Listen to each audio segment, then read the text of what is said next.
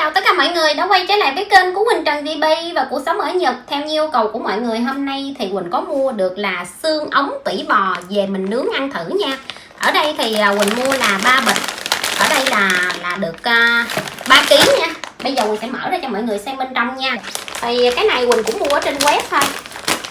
Quỳnh mua ở trên web Rakuten của Nhật nha. Bạn nào muốn ăn thì mình mua thử trên đó về ăn nha, chứ thường ở trong siêu thị nó không có bán nha mọi người. Đó, hôm nay Quỳnh mua thì mua được cái đoạn này thì người ta cắt dọc ra cho mình luôn, để chút mình nướng nó sẽ không bị rớt ra nếu mà mình nướng nó bằng dĩ ha. Còn hôm nay thì Quỳnh nướng bằng cái lò ở nhà Quỳnh nha. Đó, mọi người thấy không, người ta cắt về mình ăn nó tiện lợi hơn. Rồi bây giờ thì Quỳnh cũng sẽ cho nó vào cái khay luôn. Hôm nay thì cái xương tỉ bò này thì Quỳnh sẽ nướng muối ớt nha.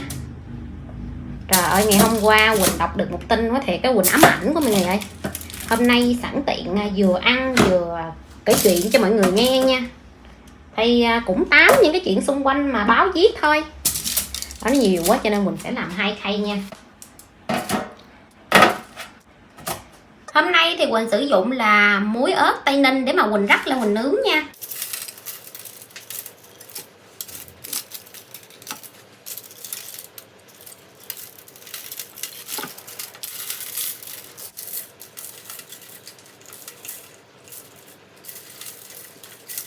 Phía bên kia thì Quỳnh cũng bật lò nướng trước luôn, cho lò nướng nóng trước thì mình mới cho vào mình nướng nha.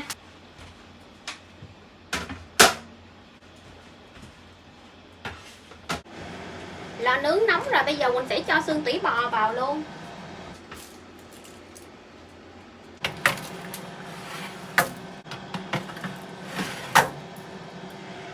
Ở 200 độ trong vòng 25 phút.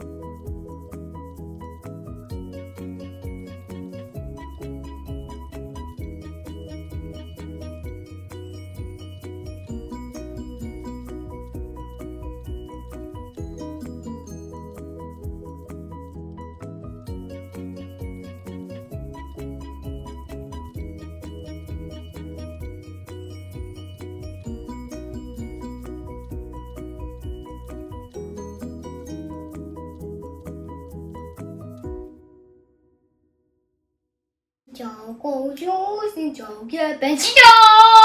Rồi ăn đây nè. Hôm nay mẹ có bánh mì cho Sa nè, sang bánh mì nữa nè. Không bánh mì hay gì ăn hết rồi mẹ cho bánh mì ok.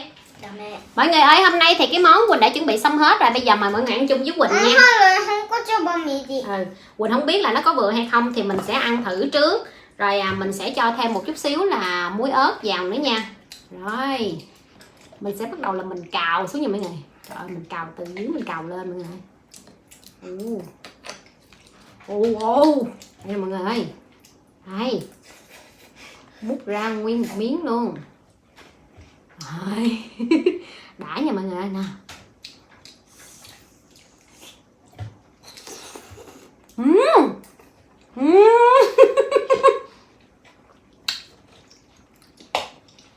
Trời ơi, nó béo tới tận não mọi người à. Nó béo kiểu vậy á là mình phải ăn chung với bánh mì nha, không là chịu không nổi nha mọi người. Nó rất là béo luôn. Wow. Để mình xúc với bánh mì mà. Nó mặn mặn. Quỳnh bỏ ớt quá trời luôn để hả? Ăn cái này là mình nhiều canxi á, mình bổ xương mà. Nó ngon mà, cái này mình đem hầm với lại nước mình nấu phở bò cũng ngon.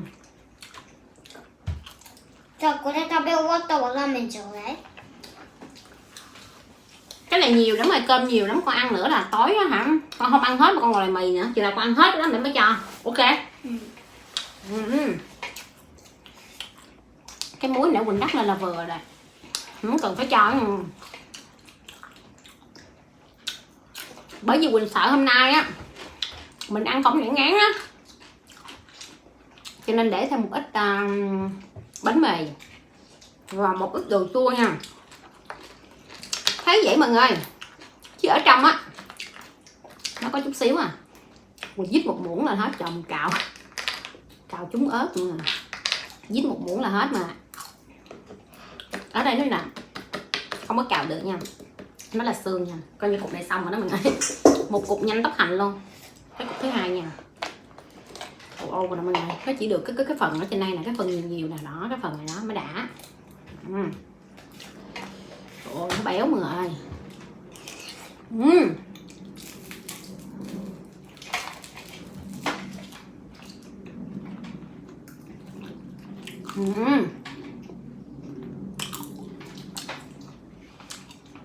Nó béo mà lên tới não mà. Hồi nãy lúc đầu video mình có nói đó mọi người, thật sự thì ngày hôm qua là Quỳnh không có biết cái chuyện gì xảy ra nha. Ngày hôm nay thì Quỳnh mới vô video của Quỳnh coi những cái bình luận á, thì Quỳnh mới thấy có nhiều bạn để lại bình luận cho Quỳnh là hỏi Quỳnh có biết vụ gì chưa. Vụ người Việt Nam mình đó mọi người, ở Osaka bị đánh rồi đạp xuống, bị đạp xuống á. Tại vì ở trong video có nhiều tụi Quỳnh không có nói được nha mọi người, YouTube nó chặn. Thì thật sự khi mà Quỳnh coi cái video đó, thật sự Quỳnh cảm thấy rất là đau lòng mọi người. Quỳnh không nghĩ giữa thanh thiên bạch nhật vậy mà lại có những chuyện vậy.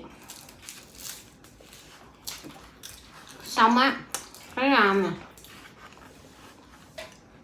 Quỳnh mới mở báo rồi Quỳnh coi, thì thật sự là tiếng Nhật dốt nha mọi người, không có đọc được báo.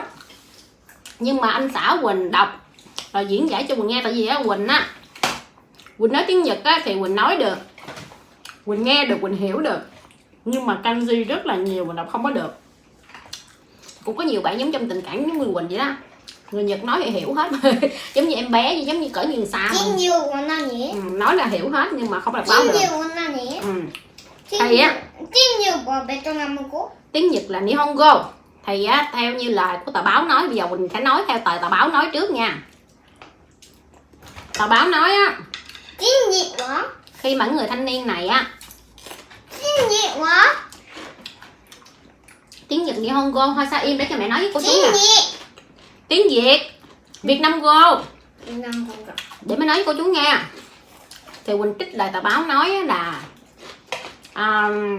hồi tối hôm qua khoảng 8 giờ rưỡi tối thì có một người phụ nữ gọi đến đồn cảnh sát, nói có một người là chết đuối, mới gọi cho cảnh sát là thì cảnh sát đến cứu.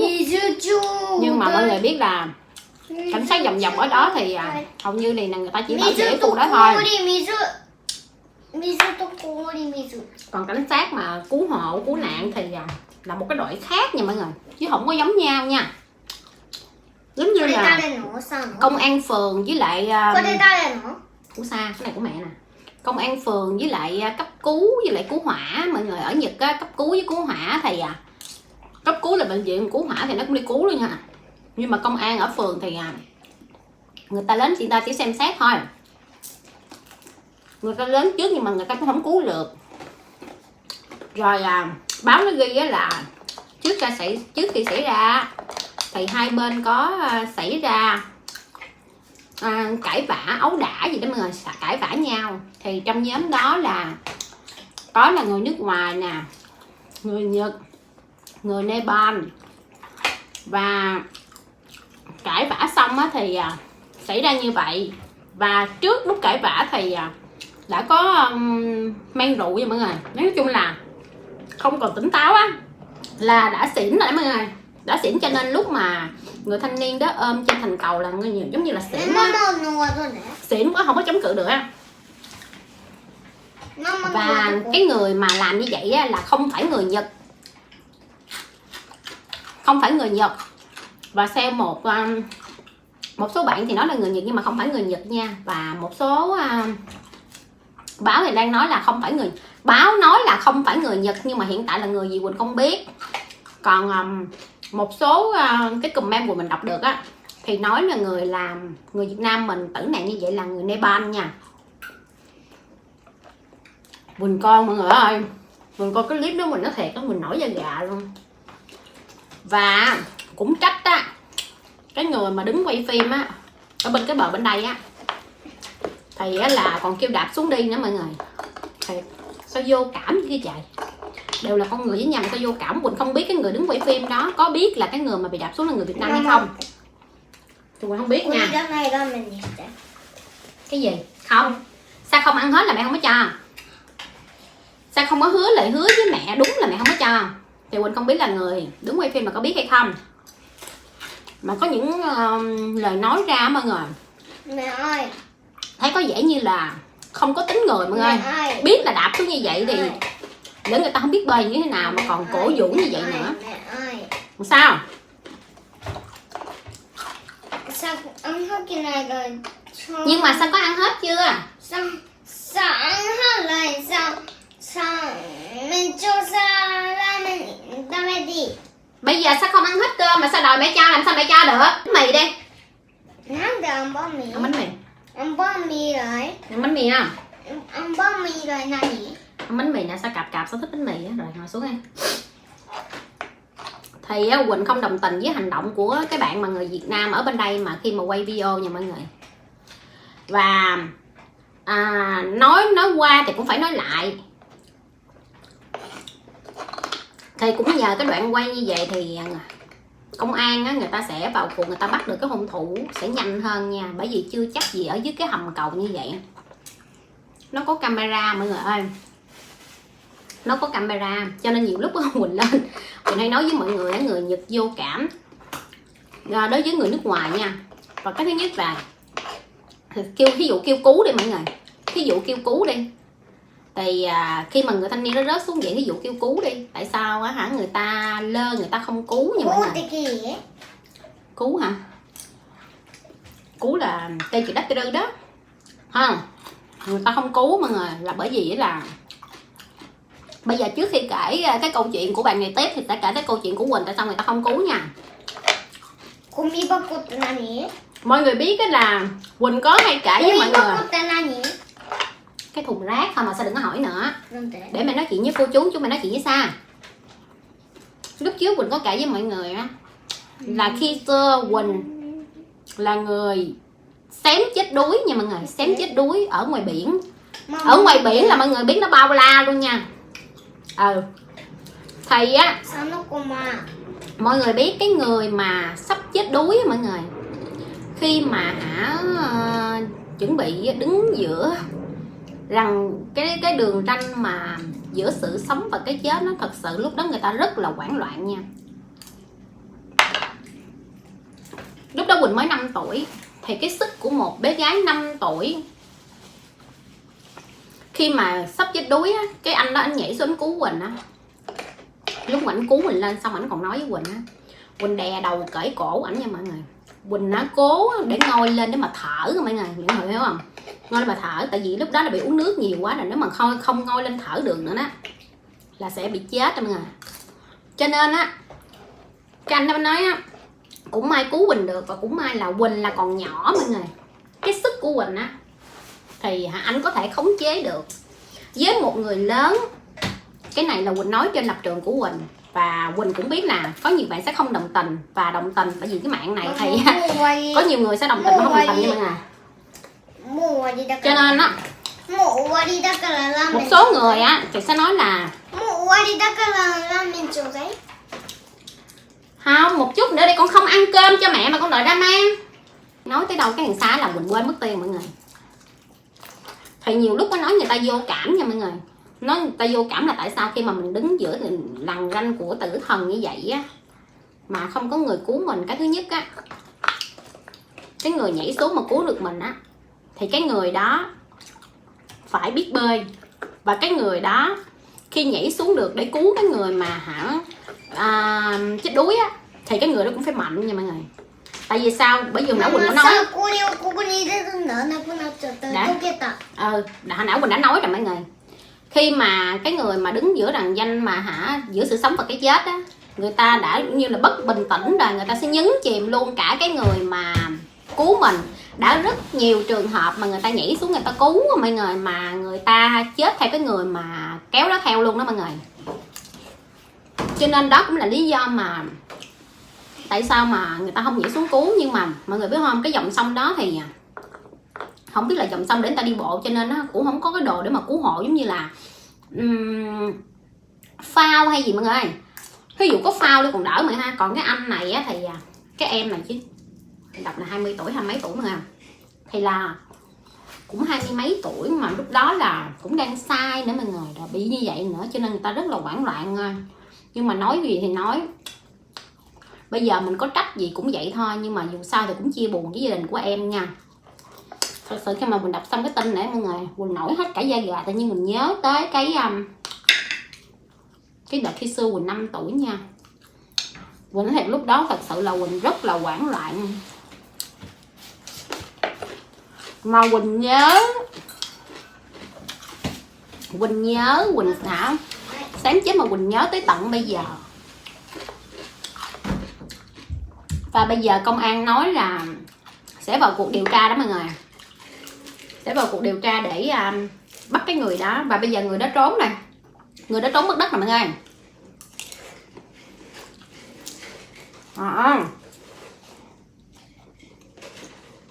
Nó béo khủng khiếp mà.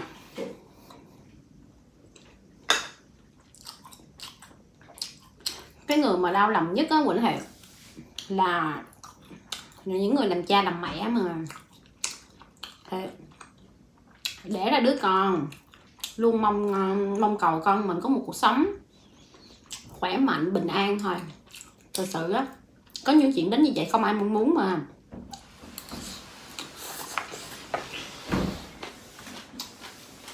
Trời, nó đi vô đi ra,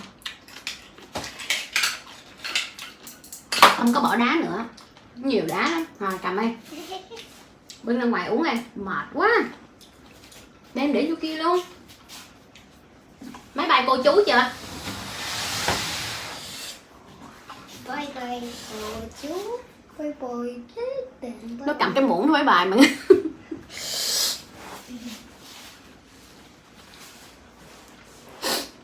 Cho nên thông qua cái câu chuyện và cái video của ngày hôm qua, Quỳnh cũng hy vọng là mọi người ơi, bây giờ đang dịch bệnh vậy nè, ví dụ mình có đi ra ngoài mình đi làm hay gì đó, mình đi về đi, đừng có chén chị chén anh uống ngoài đường và mình say xỉn đó mọi người. Rồi mình không kiểm soát được bản thân của mình là đã nói cái gì hay đã làm cái gì á. Và người khác cũng vậy, người khác cũng say xỉn không kiểm soát được bản thân á. Cho nên á, mình làm xong mình cố gắng mình về nhà sớm nè mọi người. Với lại đang trong mùa dịch nữa, mình làm như vậy chẳng những á mình góp phần giúp cho không có nhiều ca bệnh để mà nó tăng lên. Thì nghĩ tới mà mình coi video mình còn run lắm mà.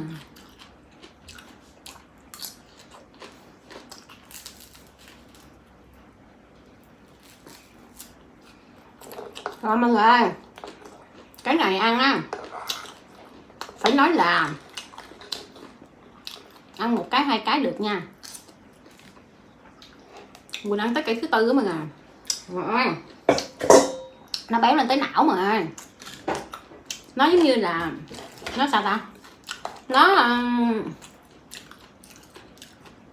nó ứ mỡ ở bên trong cái cổ nha.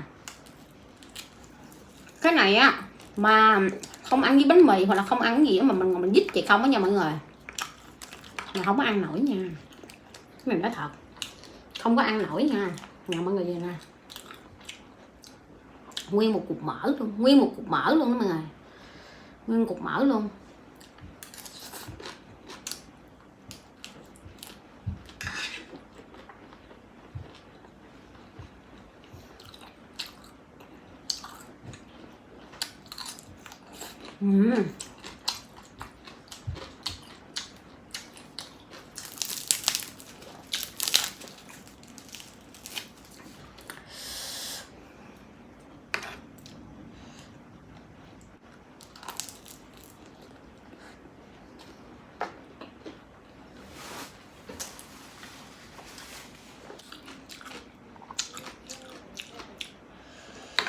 Trời, nó chảy mỡ.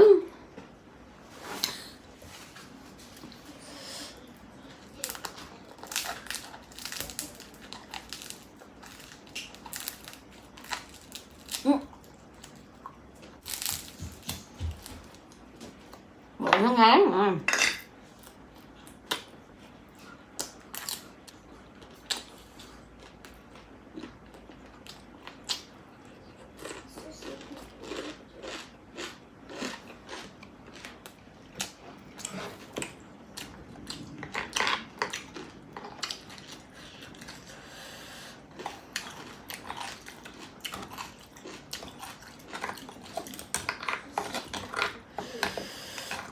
Nó cay dễ sợ nha.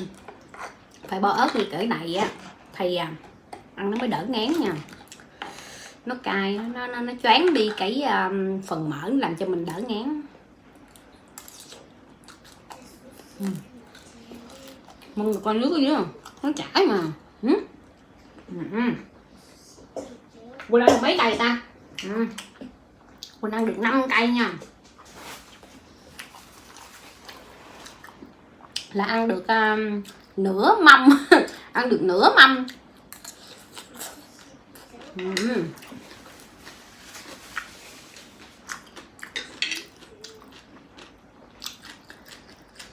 Bạn nào mà chưa có ăn cái này mua ăn thử nha. Rất là nhiều canxi luôn.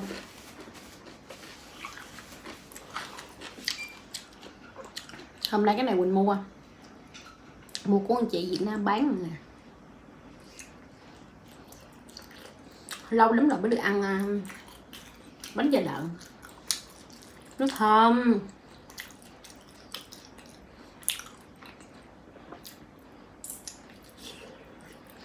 Nó thì ở bên Việt đó mà kiếm mua mấy này mà ngờ.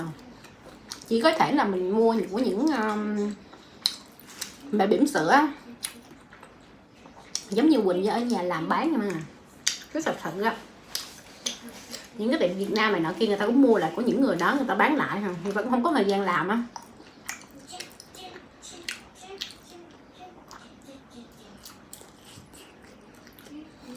Bánh này bây giờ bên Việt Nam mua chắc cũng khó mà không. Đang giãn cách như thế này.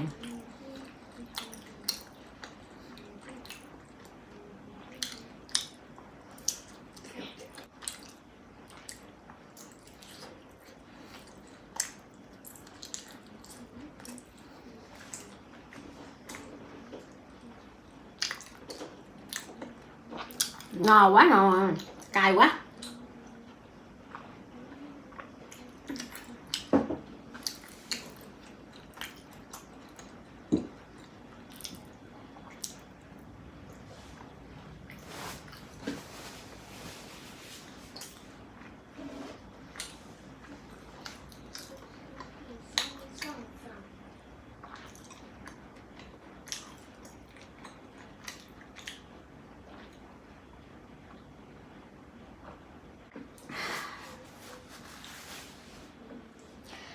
Thì mọi người ơi, cái video của Quỳnh đến đây cũng là sẽ kết thúc nha mọi người. Quỳnh cảm ơn tất cả mọi người đã theo dõi hết cái video của Quỳnh. Nếu mọi người yêu thích cái kênh của Quỳnh á, mọi người hãy bấm đăng ký, like, share ủng hộ kênh giúp Quỳnh nha. Quỳnh hẹn gặp lại mọi người ở video vào ngày mai. Bye bye.